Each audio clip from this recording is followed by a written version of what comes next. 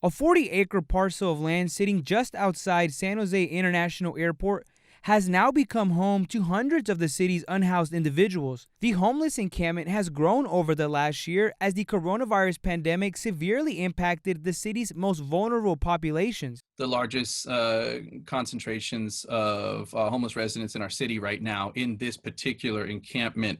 The numbers fluctuate, but estimated around 300. The city was not abating encampments unless they were really in a public right of way throughout the pandemic. We didn't start going back to managing and abating them until just a few months ago.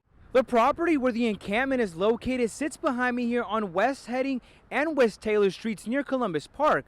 The land, which is owned by the city, was purchased using federal funds.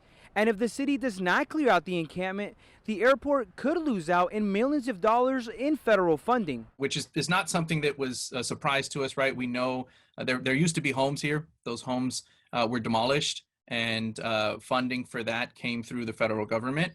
And we're not allowed to have people occupy this area, and that would include those that are homeless. Efforts to clear out the encampment site include a three-phased approach, clearing out approximately 40 acres of the encampment through June 2022. The airport tells KRON 4 News in a statement, quote, "The airport has worked closely with our partners in several city departments to develop a revised plan that will result in the city taking a more immediately active role in relocating the homeless to a property that is aligned with city zoning for the purposes of residential use, as requested by the FAA. Nothing's formalized yet. There are a lot of discussions, and we recognize the major challenge there, but we do have opportunities, and we're working on some opportunities for tiny housing nearby on Taylor Street. And so we have some opportunities to try and relocate people. That's going to be a major goal of ours. Reporting in San Jose for KRON 4 News, Omar Perez.